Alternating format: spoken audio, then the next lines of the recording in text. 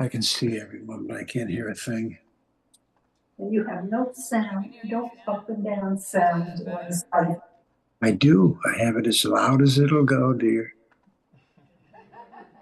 Okay, Stan, can you hear me? Yeah. All right. So the point that I want to make is, for me personally, it was an amazing opportunity to engage with a group of residents that I may have seen around, but I really got to know them through that process. And I highly encourage anyone that has a public service bent to participate, because it's a great way to know the community better. So, um, okay, so back to the power plant working group. It consists of myself as chair, Bruce Miller, Tom Frobisher, Dave Keegan, and Al Kusari, all with varying experience and interest on the topic of power and the power plant as it relates to the village. We also have an advisory board that consists of Drew Biondo. So while he cannot serve, he can be a sounding board for us as needed. And John Longton from Stony Brook University. Suzette Smuckler, she was also an ex-LIPA board member. And a gentleman named Josiah Lindsay from Fortress Energy. They were the private equity that brought the first hydrogen power plant online in the United States, in Ohio, in 2022. So he's an advisor, and he's going to be presenting to the group as well. Our charter, and this is also up on the website, so if anyone wants to go to the volunteer page and apply to participate, it's still open. So our charter is to explore forward-looking and innovative possibilities for the future of the Port Jefferson power plant. We intend to be a catalyst for positive change and fostering a transparent and inclusive decision-making process across all of the stakeholders. So, how are we doing that? By fostering a lot of dialogue, engaging individually with all of those stakeholders to reach a comprehensive plan for the power plant, or at least it's so important for the village to have a voice in all of this decision making.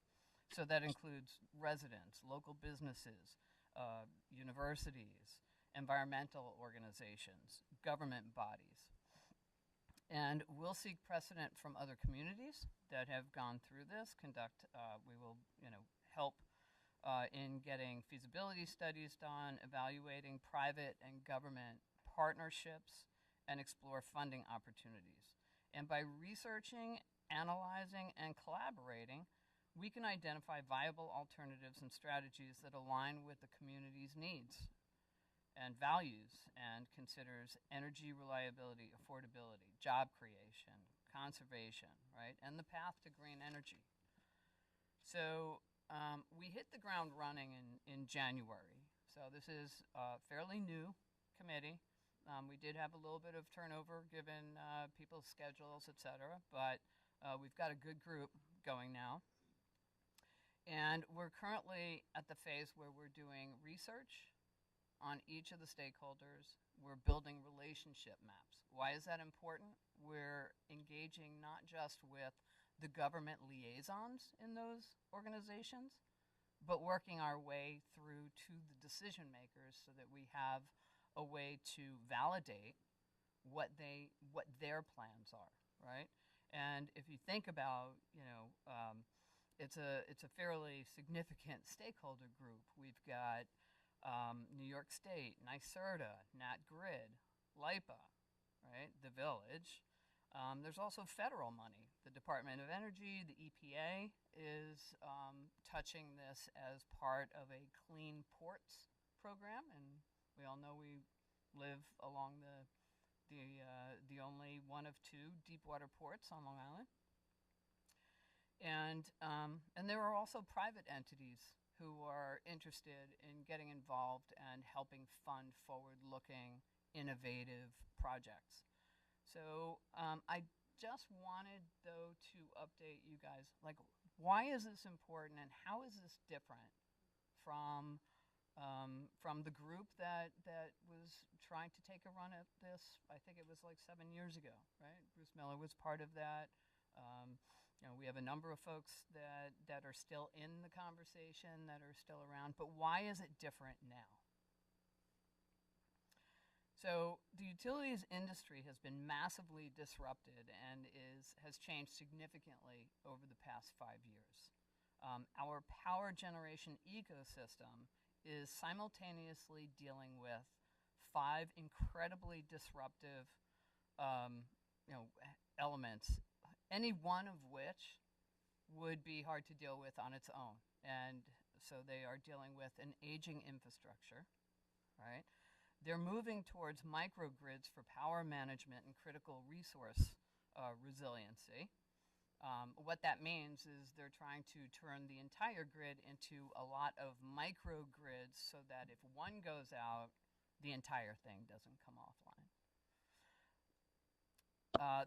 They're hardening the physical and cybersecurity perimeter around what is our national critical resource. And they're working hard to incorporate renewables as they're coming online. And New York State and the federal government have some pretty aggressive targets that they're trying to hit.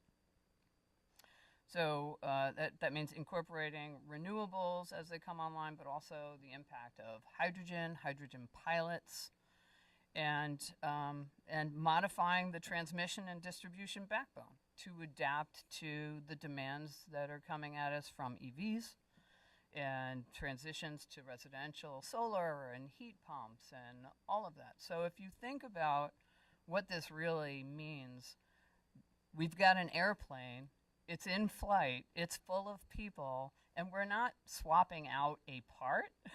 We're swapping around the entire guts of the machine as it's flying in the air. So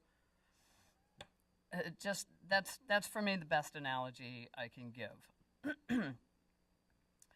But the next step for us, after doing the research, building those relationship maps, and starting those conversations, is establishing a consistent schedule of meetings where we can collectively share information and ideas and explore what's possible now and in the near future, right? So we want to think big. We want to think, tell me why not, right?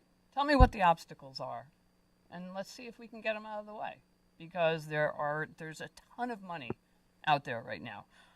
One thing is clear: we have a unique opportunity. It's just a brief window in time that all of this money is focused on this problem, and we represent the poster child for this problem. And so I'm very excited that we're doing this work, and I'm really looking forward to getting this collective conversation started. I think everybody's going to want to participate in it because of how forward-looking this really is as an opportunity. And I'd like to end with one request of the public, if I may, and that is just, if you were involved in prior efforts or conversations with any of these entities and you are interested in assisting, then please send an email to volunteer at Port Jeff. And if you were part of that working group and you have a body of content that could help us and maybe save us some time in terms of researching the history of all of this, we'd all be very grateful if you could share that out with us. And so thank you very much for the opportunity to share the update with you. I look forward to sharing future updates on a regular basis, and open to any questions you might have. Thank you, Zena. So I guess what I'm wondering is, when do you meet? Are they public, or you open them up to the public? Can anybody listen in and attend? How do you feel that National Grid is responding to this interest that the village and the the working group is paying to this issue? Okay, so there's a couple of questions there. So first, National Grid has been incredibly welcoming. I've been on site now a couple of times. We have probably 5 people that we are working with now. Did we broker the first visit of We- the Port Jefferson School District to the power We plant? did. We Okay. did. I was there for that, and it was really exciting to see, that many students, many of whom have an engineering aspiration, right? But what I think NetGrid did really, really well was explain the breadth of opportunities that are in this industry. I mean, I work in the industry. And for me, the labor that keeps that plant running or is supporting sort of the grid that's out there, so the work that PSE&G does, et cetera, that represents, for me, a huge opportunity for people who are in the middle class to maintain an income that allows them to build a house, support a family, without necessarily having to go to graduate school and do a doctorate, right? I mean, basic high school education, engineering, and labor unions, I think, are really critical to this effort. NetGrid has been super welcoming. They're helping us navigate our way through the organization. Tom Provercher was instrumental in making some of those connections. And they were proactive in reaching out to us as a village, right? You made, I think, Mayor, you made the first introduction that I sat in on. Yeah. So that's NetGrid. LIPA, we have, as you know, some board connections, but I think we now need to move into who are the decision makers. Do they have a government liaison that we can start interfacing with? And we're working through all of those items. NYSERDA, we've met with on numerous occasions. In fact, we now also have revitalized our participation as a village in the Clean Energy Communities program, which Port Jeff was already participating in, but given some of the turnover had sort of fallen by the wayside. So we're back in that strongly, and they've been great to work with also. And also, just by virtue of those conversations, we're getting introduced to other folks who are doing things like providing funding for any of the research that needs to be done about the economic impact of actually shutting the plant here in Port Jeff. So we're finding lots of pockets of funding that ultimately will help us have a data-based, realistic conversation about what the future could be. What's For the this, plan.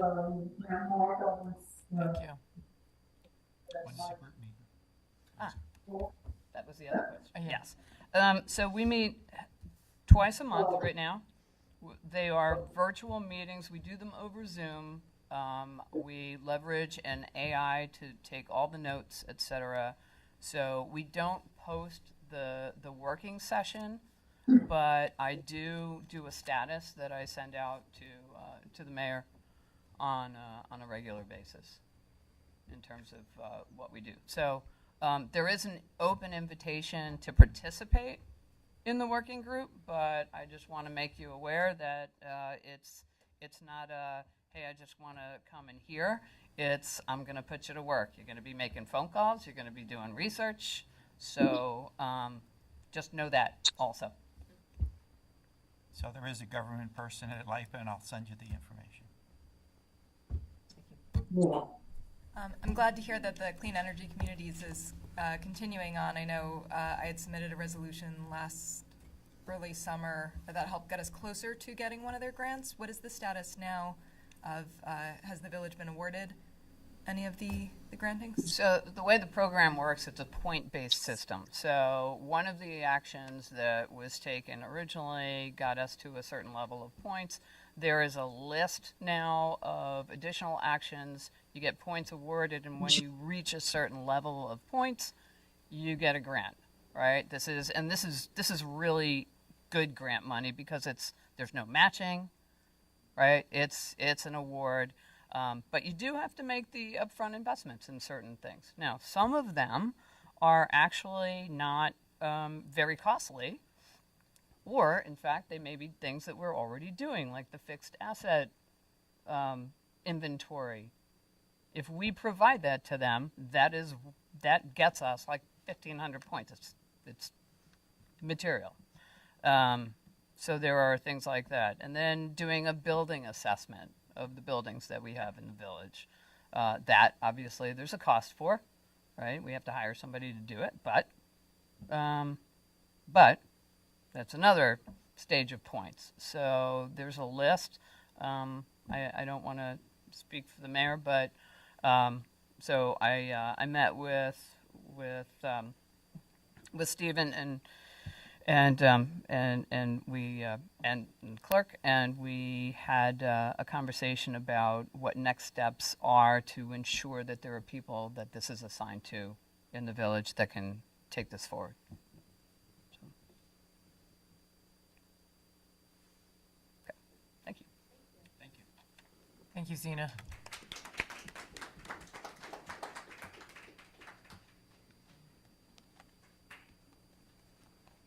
All right, our next presentation is a summary of findings and recommendations from the Port Jefferson Village Election Task Force. And just a quick summary background on how this got started. This was an independent task force of volunteers who were self-selected, and sort of brought together at the request of Trustee Cassé, myself, following an incident that occurred, not an incident, but a decision that was made, a board decision that was made prior to the election last year at a work session meeting, at which it was put up for resolution off the agenda to extend the length of the terms of the mayor and the trustees to 4 years. Was it trustees as well? Mm-hmm. Yeah. And so it was unanimously approved, and then there was some second thoughts about it. So then it was unanimously rescinded because it was agreed that the residents should have a say in that type of decision.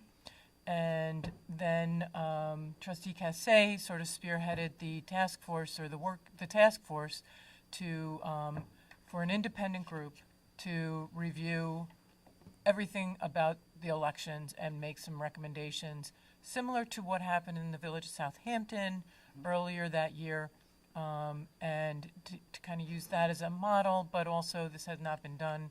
I don't know if it had ever been done. So it was a welcome. It was a welcome initiative, and we're grateful for your findings and your recommendations. We'd like to now invite you to talk to the board about them. Well, first, excuse me, it's a little hoarse. I want to thank Kathleen McLean. This is Kathleen McLean, Thank you. representing the election committee, and I'm happy to say we're all here tonight. And I also like to follow up on what Zena said. It was a terrific experience, this volunteer. This is like, I think, the first committee I was on, and I've made friends, and it was wonderful. The most wonderful thing about it was how such a group of intelligent people, that even when I thought I knew what direction I wanted to go on, or 2 or 4 years, or term limits or not, someone always came up with an argument that I went, oh. So the fact that we managed to come up with 3 unanimous decisions out of the 4 questions was really extraordinary, because everybody made such wonderful arguments. So the 3 questions that we were tasked with initially were: 1, should there be term limits for mayors and trustees? 2, should terms be extended from 2 to 4 years? And 3, should the election date be changed from June to March? Organically, on our own, as we were having our discussions, we came up with a 4th question, which was, should the number of trustees be increased from 4 to 6? And interestingly enough, that was the question that we could not agree on. And it provoked the most interesting discussions, and we're still kind of, I think, thinking about it, wrestling with it. But it was a really interesting question, and we really felt it was important to add that. So the recommendations that we came up with were on term limits. I think I'd like to maybe read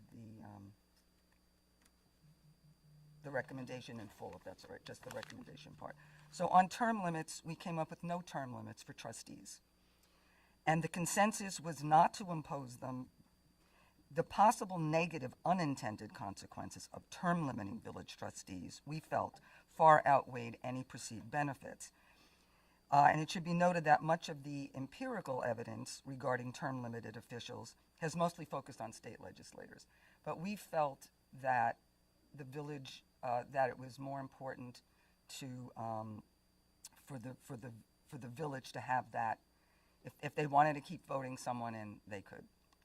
If someone was doing a good job as a trustee. However, on mayor, as an executive position,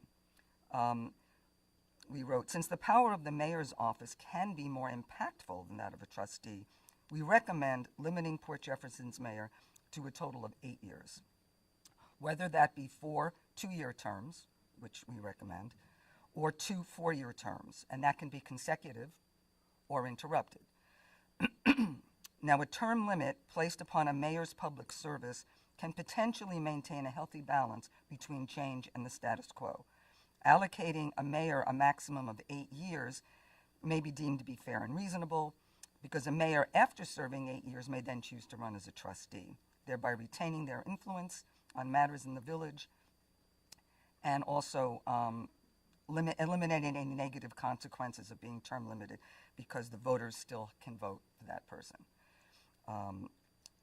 So that's where we came down on that. And it'll pop up, it'll come back to me. So that was on the the term limits. And on term lengths, the consensus and recommendation was that they should remain at the current 2-year terms for both mayor and trustees. We feel that in conjunction with not recommending term limits for trustees, it's important to follow the sentiments of one of our founding fathers, Roger Sherman, who maintained that shorter terms with the hopes to preserve the good behavior of rulers.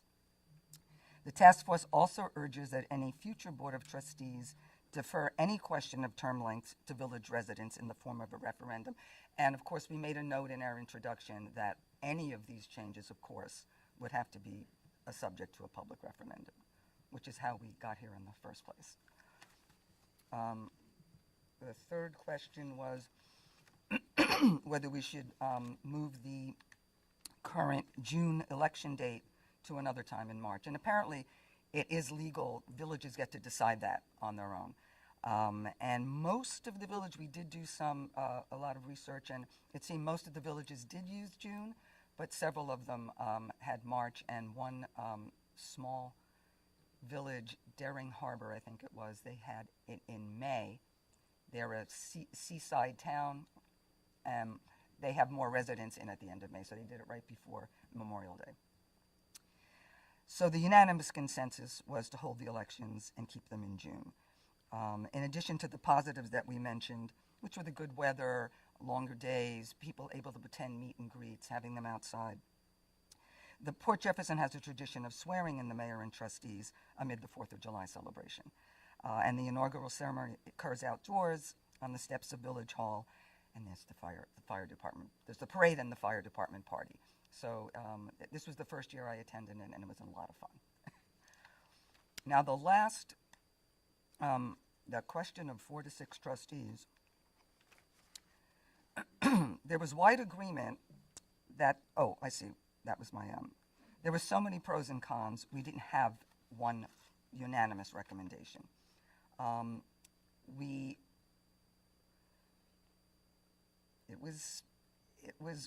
issues we considered about that were how much work the trustees have being liaisons in the village. And our research uncovered that there's really only 4 departments that are required to have liaisons, and that's the Public Works, Buildings, Finance, and Public Safety. But of course, our trustees handle a lot more than that. So we were concerned maybe sometimes there's too many meetings for the trustees to attend, and maybe having more trustees would help with that load. But then another wonderful point was made that you don't need, the liaison does not have to be a trustee, and in many cases, they just have to be a concerned or educated person in the village who knows a little bit about that particular department. And that all they have to do is give their report. They need to be appointed, but then they just need to give a report to the village. So a trustee does not have to be the liaison to every single department.